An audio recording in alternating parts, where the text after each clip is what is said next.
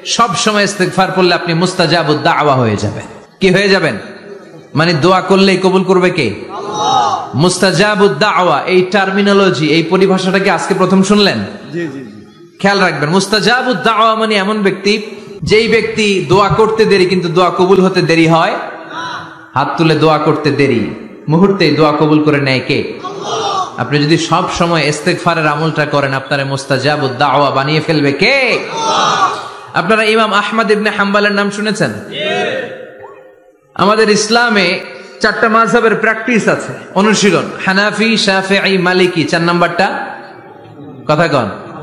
আরো অনেক মাযহাব আছে, কিন্তু এই 4টা মাযহাব বেশি প্রসিদ্ধ। গোটা বিশ্বের মানুষগুলো কোরআন সুন্নাহর আলোকে যে আমলগুলো করে, এটা 4টা মাযহাবের রেফারেন্সের সাথে কোনো না কোনো ভাবে মিলে যায়।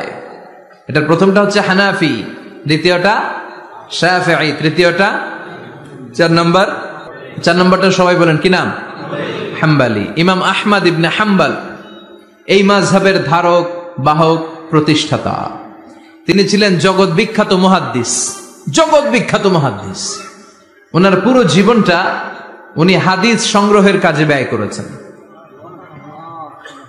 এবং একক স্বতন্ত্র হাদিসের গ্রন্থ হিসেবে পৃথিবীর সবচাইতে বড় যে হাদিসের কিতাব, ওইটার নাম হচ্ছে মুসনাদে আহমদ ইবনে হাম্বল। যারা আলেম ওলামা আছেন জানেন না? মুসনাদে আহমদ ইবনে হাম্বল, এটার মধ্যে প্রায় 40,000 হাদিসের কম্পাইলেশন আছে। সুবহানাল্লাহ, বাড়িতে গিয়ে বললেন এত বিশাল হাদিসের গ্রন্থের রচয়িতা। ওনার শেষ জীবনে উনি হাদিস সংগ্রহের জন্য সফর করতেন। শীতের এক রাতে তিনি সফরে বেরিয়েছেন। এক মসজিদে মাগরিব আর এশার সালাত পড়ে তিনি ভাবলেন ফজরের সালাতে এই মসজিদে পড়ে সকালবেলা বেরোবো, যেহেতু বাইরে শীত, কই আর যাব। ব্যাগ থেকে কাঁথা বের করে হাদিস পড়তে শুরু করেছেন, আর ভাবলেন হাদিস পড়তে পড়তেই রাতটা কাটিয়ে দিব। কিন্তু মসজিদের দারোয়ান এসে বলে, মুরব্বী, মসজিদে তো থাকা যাবে না, আপনি বেরোন। আহমদ ইবনে হাম্বল অনুনয় বিনয় করলেন যে তোর কাছে হাত জোর করে ক্ষমা চাই বাবা, এই শীতের রাতে আমারে বের করে দিস না, আমি রাতটা মসজিদে কাটাতে চাই। আমি ফজরের নামাজেরও মুসল্লি এই মসজিদের, আমি ফজর পরে তারপরে যাব। দারোয়ান সে না ছোট বান্দা, সে বলে না, মসজিদে থাকতে পারবেন না, বেরোন। না বেরোলে গাঠটি সহ ঘাট ধাক্কা দিয়ে বের করে দেবে। চিনতে পারে নাই যে এটা মুহাদ্দিস উদ্দাহার, এ যুগের সর্বশ্রেষ্ঠ মুহাদ্দিস ইমাম আহমদ ইবনে হাম্বল। এখন উনি আর কি করবেন, কিছু করতে না পেরে ব্যাগ নিয়ে বের হয়ে গেলেন। প্রচন্ড শীতের রাতে, কনকনে শীতে তিনি কাঁপছেন। হাঁটতে হাঁটতে, চলতে চলতে হঠাৎ দেখলেন একটা বাজার। ওই বাজারে এক খাব্বাজ, রুটির দোকানদার, শাবুন খাব্বাজ, যুবক রুটি বানাচ্ছে। যে সালাম দিলেন, আসসালামু আলাইকুম। বাবা, শীতের রাতে বিপদে পড়েছে, যাওয়ার জায়গা নেই। তোমার যে চুলাতে তুমি রুটি বানাও, এই চুলার পাশে বসে যদি সারা রাত আমি কাটিয়ে দেই আর চুলা থেকে আগুন পোয়াই, তোমার কি কোনো ক্ষতি হবে? যুবক বলেন, না না, কোনো ক্ষতি হবে না। আহলান ওয়া সাহলান, ইয়া মারহাবান বিক, খোশ আমদেদ, এটা তো খুশ নসিব আমার, আপনি আগুন পোহালে আমার সমস্যা কি, আসেন। ইমাম আহমদ ইবনে হাম্বল যুবককে শুকরিয়া জানিয়ে, আল্লাহর শুকরিয়া করে চুলার পাশে বসে আবার হাদিস পড়তে লাগলেন। কিন্তু তিনি লক্ষ্য করলেন যে যুবকটা একটু পর পর আওয়াজ করে পড়ে আস্তাগফিরুল্লাহ। কি পড়ে? আটা দিয়ে রুটি বানায়, পড়ে আস্তাগফিরুল্লাহ। রুটির খামির বানায়, পড়ে আস্তাগফিরুল্লাহ। খামিরগুলো দলা বেঁধে গোল গোল করে সাজিয়ে রাখে, আর কি পড়ে? বেলুন দিয়ে এগুলোর বলে চুলার ভিতরে ঢুকায় দেয়, আর কি পড়ে? কেউ রুটি কিনতে আসলে তার হাতে রুটি তুলে দেয়, আর কি পড়ে? টাকা দিলে টাকা নিয়ে ক্যাশ বক্সে রেখে দিয়ে কি পড়ে? শুধু পড়ছে আস্তাগফিরুল্লাহ, আস্তাগফিরুল্লাহ। ইমাম আহমদ ইবনে হাম্বল তো অবাক, ঘটনা কি, এই যুবকের হলোটা কি? শুধু আস্তাগফিরুল্লাহ। তিনি হাদিসের কিতাবটা বন্ধ করে যুবককে জিজ্ঞেস করলেন, বাবা, আসার পর থেকেই দেখছি তুমি শুধুই পড়ছো আস্তাগফিরুল্লাহ, আস্তাগফিরুল্লাহ, আস্তাগফিরুল্লাহ, ঘটনাটা কি? কেন এত তুমি ইস্তেগফার পড়ো?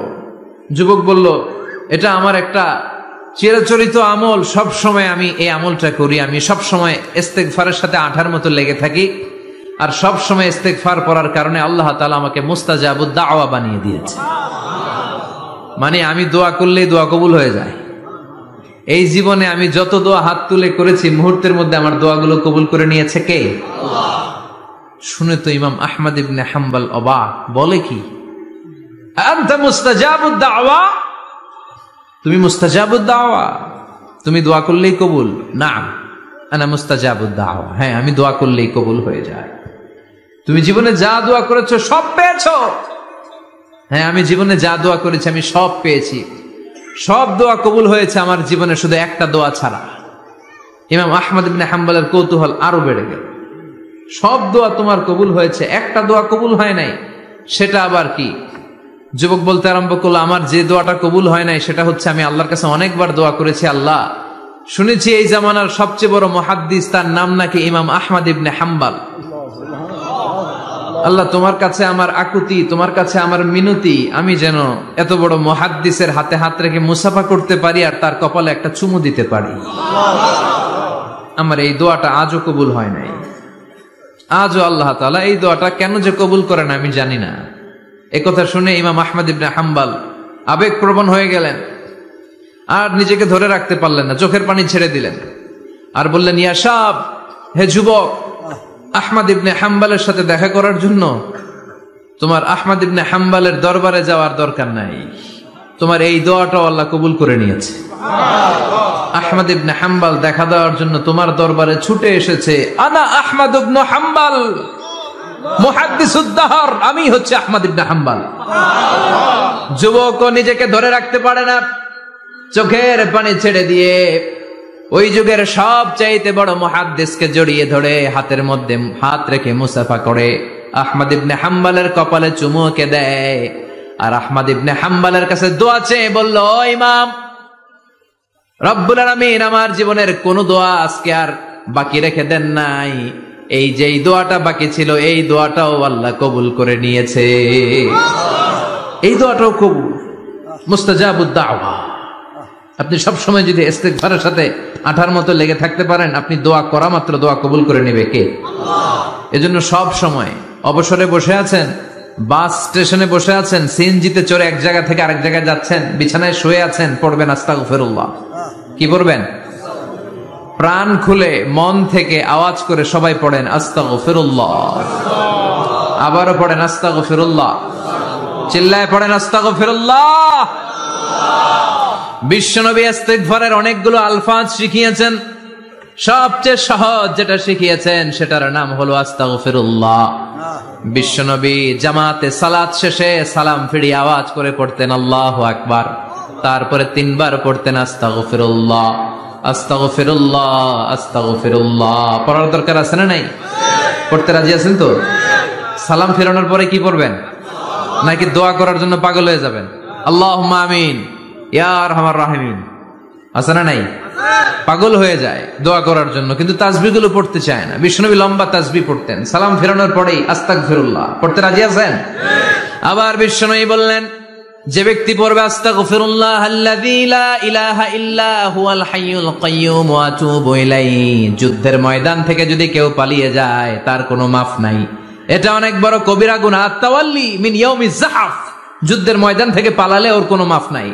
বিশ্বনবী বলেন, যুদ্ধের ময়দান থেকে পালিয়ে এসেছে কোন মুসলিম সৈনিক, সেও যদি এই আস্তাগফিরুল্লাহ আল্লাযী লা ইলাহা ইল্লা হুয়াল হাইয়ুল কাইয়্যুম ওয়া আতুবু ইলাইহি মন থেকে পড়ে, তার জীবনের গুনাহ আল্লাহ মাফ করে দিবে।